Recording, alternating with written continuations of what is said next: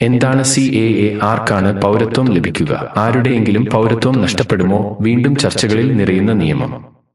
2019 പാസാക്കിയ പൗരത്വ ഭേദഗതി നിയമപ്രകാരം അയൽരാജ്യങ്ങളിൽ മതപരമായ പീഡനം നേരിടുന്ന 6 ന്യൂനപക്ഷ സമുദായങ്ങളിൽ നിന്നുള്ള കുടിയേറ്റക്കാർക്ക് ഇന്ത്യൻ പൗരത്വത്തിന് അപേക്ഷിക്കാൻ അനുമതി നൽകുന്നു.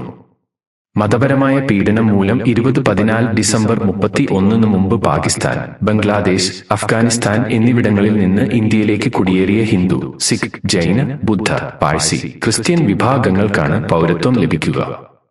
CAA മുസ്ലിങ്ങൾ ഉൾപ്പെടെയുള്ള പൗരന്മാരെ ഒരുതരത്തിലും ബാധിക്കില്ലെന്നാണ് കേന്ദ്ര സർക്കാർ പറയുന്നത്.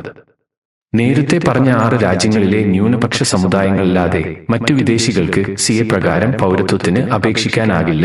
നേരത്തെയും രാജ്യങ്ങളിൽ നിന്നുള്ള വ്യക്തികൾക്ക് ഇന്ത്യ പൗരത്വം വാഗ്ദാനം ചെയ്തിരുന്നു.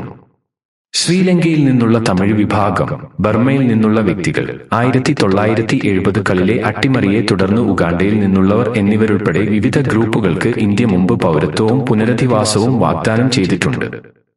തിങ്കളാഴ്ച വൈകിട്ടോടെയാണ് പൗരത്വ ഭേദഗതി നിയമം രാജ്യത്ത് നിലവിൽ വന്നത്. നിയമഭേദഗതി സംബന്ധിച്ച വിജ്ഞാപനം പുറത്തിറക്കിയതോടെയാണ് നിയമം പ്രാബല്യത്തിൽ വന്നത്.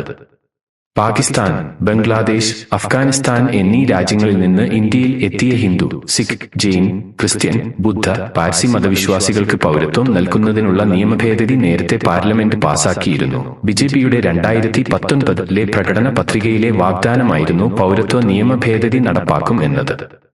കേരളം അടക്കം 6 സംസ്ഥാനങ്ങൾ ഇത് നടപ്പാക്കുന്നതിനെതിരെ പ്രമേയം പാസാക്കിയിരുന്നു.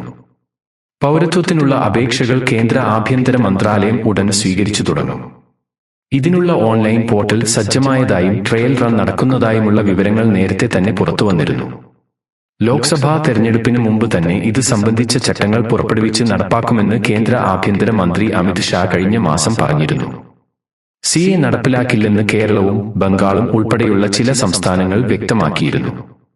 ഇത് മറികടക്കാനായി പൗരത്വത്തിനായുള്ള നടപടിക്രമങ്ങളെല്ലാം ഓൺലൈൻ വഴിയാക്കാനാണ് കേന്ദ്ര ആഭ്യന്തര മന്ത്രാലയത്തിന്റെ നീക്കം. ഇതിനായി പ്രത്യേക പോർട്ടൽ കേന്ദ്ര ആഭ്യന്തര മന്ത്രാലയം സജ്ജമാക്കിയിട്ടുണ്ട്. പൗരത്വത്തിന് അപേക്ഷിക്കുന്നവർ യാത്രാരേഖകളില്ലാതെ ഇന്ത്യയിലെത്തിയ വർഷം വ്യക്തമാക്കേണ്ടതുണ്ട്. അപേക്ഷകരിൽ നിന്ന് രേഖകളൊന്നും ആവശ്യപ്പെടില്ലെന്നും സർക്കാർ വൃത്തങ്ങൾ വ്യക്തമാക്കി. CAA നടപ്പാക്കുന്നതിനെതിരെ പ്രതിപക്ഷ സംഘടനകളും വിവിധ മുസ്ലിം സംഘടനകളും രാജ്യവ്യാപക പ്രതിഷേധം നടത്തിയിരുന്നു. മുസ്ലിം ലീഗ് ഉൾപ്പെടെ നൽകിയ ഹർജികൾ സുപ്രീം കോടതിയുടെ പരിഗണനയിലാണ്.